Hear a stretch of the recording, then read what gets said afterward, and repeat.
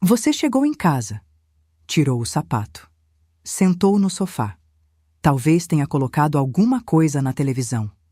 Do lado de fora, qualquer pessoa que te olhasse diria que você está descansando. Mas você não está descansando. Você está naquela reunião de novo, repassando o que foi dito, o tom que ele usou, a forma como aquela pessoa te olhou quando você fez a apresentação, a frase que você disse e que talvez não devesse ter dito, a frase que você não disse e que talvez devesse ter dito. O e-mail que chegou às 6 da tarde e que você leu, mas não respondeu ainda. O que vai acontecer amanhã se você responder de um jeito? O que vai acontecer se você responder de outro? O corpo está em casa, a mente não saiu do trabalho. E você já tentou de tudo. Já tentou se distrair com série. Já tentou sair para caminhar. Já tentou conversar com alguém. Já tentou meditar. Já tentou simplesmente decidir parar de pensar nisso. E nada funciona de verdade. A mente volta. Sempre volta. E aí vem aquela voz familiar. Por que você não consegue simplesmente desligar? Por que você leva tudo tão para o lado pessoal? Por que você não tem força de vontade suficiente para deixar o trabalho no trabalho? Eu preciso te dizer uma coisa. Essa voz está errada. Não é frescura. Não é fraqueza. Não é falta de disciplina, ou de limite, ou de maturidade emocional. O que você está vivendo tem uma explicação neurológica muito concreta. E entender essa explicação muda completamente a relação que você tem com o que está sentindo. É sobre isso que eu quero conversar hoje. Você já se pegou repassando mentalmente situações do trabalho horas depois de ter saído? Me conta nos comentários. Deixa eu te explicar o que está acontecendo no seu cérebro quando você não consegue desligar. Porque isso não é abstrato, é fisiologia. O cérebro humano tem um sistema muito eficiente de detecção de ameaças. Ele foi construído ao longo de milhões de anos para uma função muito específica, manter você viva. E uma das formas mais importantes que ele faz isso é continuando a processar situações ameaçadoras mesmo depois que elas passaram, revisando o que aconteceu, antecipando o que pode acontecer, ensaiando respostas, procurando padrões. Num contexto de ameaça física, um predador, um perigo imediato, esse processamento tem começo, meio e fim. O perigo passa, o cérebro registra que passou e ele pode relaxar. Mas num contexto de ameaça social e psicológica, especialmente quando essa ameaça é crônica, imprevisível e vem de alguém que tem poder sobre você, esse processamento não tem fim claro. Porque a ameaça não passou. Ela está lá amanhã. Ela esteve lá ontem. O chefe imprevisível vai estar lá na segunda-feira. A reunião difícil vai acontecer de novo. O ambiente hostil continua existindo mesmo quando você não está nele. E o cérebro, que não consegue distinguir entre ameaça física e ameaça psicológica, responde da única forma que sabe. Continua processando, continua em alerta, continua trabalhando no problema mesmo quando você está sentada no sofá com a televisão ligada. Isso não é falta de força de vontade, é o cérebro fazendo o trabalho dele. O problema não é ele, é o ambiente que não para de fornecer material para processar. Você já tentou forçar a mente a parar e percebeu que ela voltava ainda mais forte? Agora eu quero falar sobre algo específico que acontece em ambientes narcisistas e tóxicos.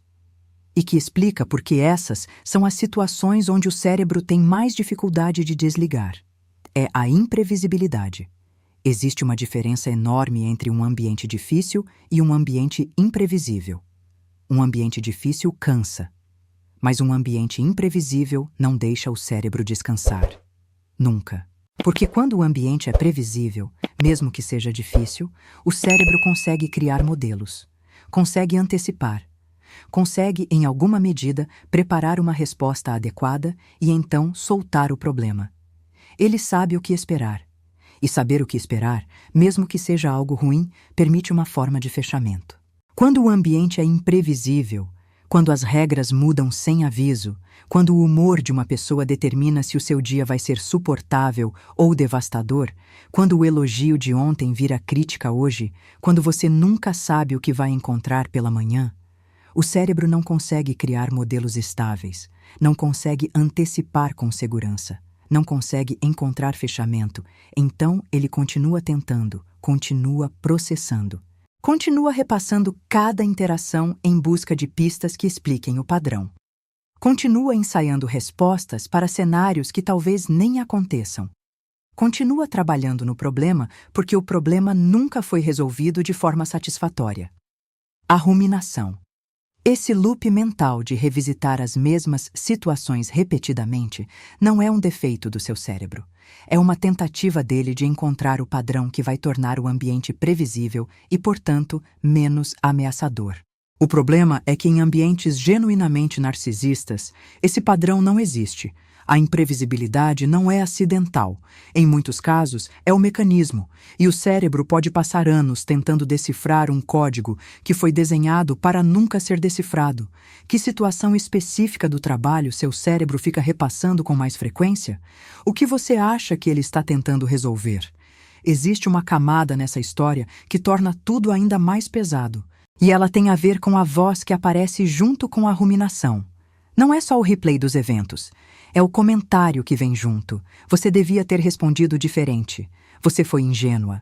Você deveria ter previsto isso. Você sempre faz isso. Você nunca aprende. Por que você não consegue simplesmente ser mais forte? Essa voz crítica que acompanha a ruminação raramente é original. Ela tem uma fonte. E na maioria dos casos, quando eu pergunto de onde vem essa voz para as pessoas que estão vivendo isso, a resposta tem endereço. Ela veio de alguém que teve poder sobre elas e que usou esse poder para instalar uma narrativa de inadequação. O chefe que repetiu tantas vezes que você não estava à altura que você começou a acreditar. A figura de autoridade que transformou cada erro em evidência de um defeito fundamental. O ambiente que normalizou a ideia de que seus erros são falhas de caráter e não simplesmente erros humanos. E quando essa voz se instala, ela cria um ciclo muito específico. O cérebro rumina sobre um evento, a voz crítica aparece e transforma o evento em prova de inadequação. A inadequação gera ansiedade. A ansiedade mantém o cérebro em modo de alerta. O modo de alerta alimenta mais ruminação. E o ciclo continua. A noite toda, o fim de semana todo, as férias todas, não porque você é fraca, mas porque você foi condicionada a habitar esse ciclo. E condicionamento, especialmente quando vem de figuras de poder em contextos de dependência, não se desfaz com força de vontade. Você reconhece essa voz crítica que acompanha os loops mentais? De onde você acha que ela veio? Vou te contar algo que aconteceu comigo num período que eu preferia não lembrar, mas que é importante demais para não compartilhar. Eu passei por uma fase onde o trabalho invadia tudo. Não só os pensamentos, os sonhos, as conversas com as pessoas que eu amava. A capacidade de estar presente em qualquer momento que não fosse o trabalho. Lembro de estar num jantar com pessoas queridas e perceber, em algum momento, que tinha passado 20 minutos sorrindo e respondendo de forma automática enquanto minha mente estava completamente em outro lugar. Estava revisando uma conversa que tinha acontecido naquela tarde. Estava ensaiando o que ia dizer na manhã seguinte e me sentia péssima por isso. Não só pelo jantar que estava perdendo, mas pela confirmação que aquilo parecia dar a narrativa que eu estava carregando, que havia algo fundamentalmente errado comigo, que pessoas saudáveis conseguiam desligar, que eu era ansiosa demais, sensível demais, fraca demais. O que eu não entendia naquela época é que eu não estava falhando em desligar. Eu estava respondendo de forma completamente previsível a um ambiente que havia treinado meu cérebro a permanecer em alerta constante. A situação mudou, e com ela, a capacidade de desligar voltou, não de um dia para o outro, mas voltou, e isso me ensinou algo que carrego até hoje. A dificuldade de desligar não é uma característica minha, era uma resposta ao contexto. E quando o contexto mudou, a resposta mudou também. Você já perdeu momentos importantes porque sua mente estava presa no trabalho? Como isso afetou as pessoas ao seu redor? Preciso falar sobre os conselhos que mais aparecem para quem não consegue desligar. Porque alguns deles não só não ajudam, como podem piorar. O primeiro, deixe o celular do lado de fora do quarto. Eu entendo a lógica. Faz sentido criar separação física dos estímulos do trabalho. Mas se o problema é o cérebro em modo de alerta, tirar o celular do quarto não remove o alerta. Remove o gatilho externo. E o loop mental continua exatamente igual porque ele não precisa do celular para funcionar. Ele já internalizou o conteúdo. O segundo, estabeleça um ritual de fim de dia para marcar a transição. De novo, compreendo a intenção. Rituais podem ajudar. Mas quando o sistema nervoso está em modo de emergência crônica, um ritual de 15 minutos não tem poder suficiente para sinalizar segurança para o cérebro. É como tentar apagar um incêndio com um copo de água. O gesto é real, mas a escala está errada. O terceiro, e esse me irrita genuinamente. Você precisa aprender a separar vida pessoal e profissional, como se fosse uma questão de aprendizado. Como se a pessoa simplesmente não soubesse como fazer isso e precisasse de uma técnica, quando na verdade ela sabe muito bem como fazer isso, e fazia antes desse ambiente específico. O que esses conselhos têm em comum é que tratam o problema como comportamental quando ele é neurológico, como se fosse uma questão de hábito ou disciplina quando é uma questão de sistema nervoso que foi treinado a permanecer em alerta. Mudar o comportamento sem mudar o ambiente que treinou o comportamento é uma batalha que o cérebro vai perder todas as noites. Qual conselho você já recebeu sobre desligar que simplesmente não funcionou? Então, o que realmente ajuda? O que tem base fisiológica suficiente para fazer diferença quando o sistema nervoso está nesse estado? A primeira coisa é entender que você não pode forçar o cérebro a desligar. Tentar forçar cria resistência. A abordagem mais eficaz não é supressão, é redirecionamento com intenção. Isso significa dar ao cérebro algo concreto e presente para processar. Não uma série que você assiste sem ver. Não uma conversa onde você está presente só fisicamente. Algo que exija atenção genuína no momento presente. Uma atividade física com intensidade suficiente para ocupar a cognição. Uma conversa que você realmente precisa ouvir. Algo que faça com as mãos e que exija concentração. O objetivo não é distrair. É substituir o processamento ativo do trabalho por processamento ativo de outra coisa. O cérebro em modo de alerta precisa de algo para processar. Dê a ele algo diferente. Segundo, nomeie o que está acontecendo sem julgamento. Quando o loop começar, em vez de tentar pará-lo ou de entrar nele completamente, tente nomeá-lo. Meu cérebro está processando a reunião de hoje. Meu sistema nervoso está em modo de alerta. Isso é uma resposta, não um defeito. Nomear sem julgar cria uma distância pequena, mas significativa entre você e o loop. Terceiro, movimento físico com intenção específica. Não uma caminhada distraída onde a mente continua no trabalho. Movimento que exige presença corporal, algo que você precise sentir, que exija atenção ao corpo, que interrompa o padrão físico de tensão que alimenta o loop mental.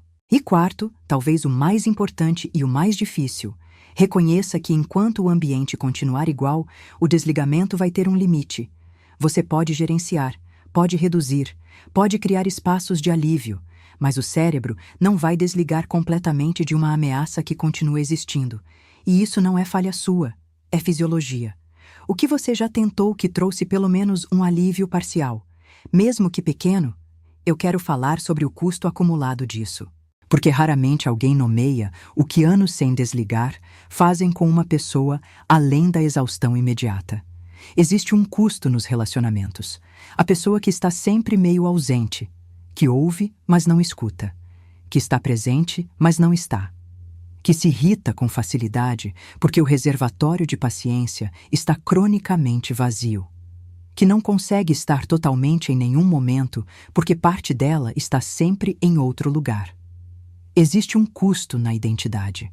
Com o tempo, a pessoa que não consegue desligar do trabalho começa a perder o fio de quem é fora dele, os interesses que tinha, as coisas que a faziam sentir viva, a capacidade de simplesmente estar sem produzir, sem resolver, sem antecipar.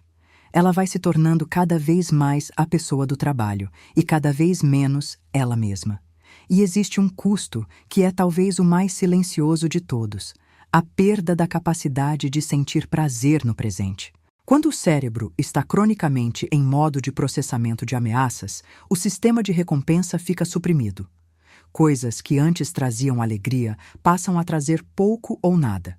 Não porque você mudou, porque o cérebro em alerta não tem recursos disponíveis para prazer. Ele está ocupado sobrevivendo. Esse não é um custo abstrato, é uma perda real de vida vivida, de momentos que passaram enquanto a mente estava em outro lugar, de relacionamentos que foram se afastando enquanto você estava presente só fisicamente, de uma versão de você mesma que foi ficando cada vez mais difícil de acessar, e nomear esse custo não é para culpar, é para dar a ele o peso que merece, para que a decisão de buscar mudança não seja tratada como opcional. O que você sente que perdeu em função de não conseguir desligar? Se você chegou até aqui, eu quero que você fique com uma coisa. Não conseguir desligar depois do trabalho não é frescura, não é fraqueza.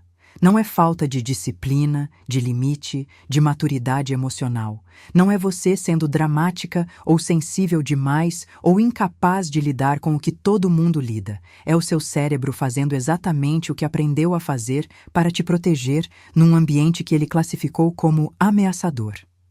É um sistema de sobrevivência funcionando. Funcionando de forma custosa, de forma que está te esgotando, de forma que tem um preço alto demais, mas funcionando com uma lógica que faz sentido.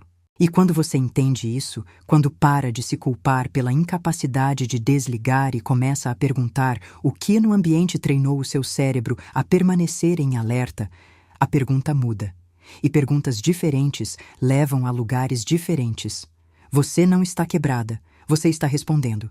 E há uma diferença enorme entre essas duas coisas. Se esse vídeo tocou em algo que você está vivendo, deixa nos comentários. Pode ser o reconhecimento do loop mental, pode ser o custo que você já pagou, pode ser só um alívio de descobrir que tem explicação para o que você sente. Cada comentário aqui embaixo é um lembrete para outra pessoa de que não está sozinha nisso. Se você ainda não se inscreveu no canal, esse é o momento, porque essa conversa sobre o que os ambientes fazem com a mente, com o corpo, com quem a gente é, ela vai continuar. Do jeito que precisa ser, honesta, profunda, sem simplificar o que é complexo e sem romantizar o que dói. Cuida de você. O seu cérebro já está trabalhando muito. Você merece um ambiente que não exija isso dele.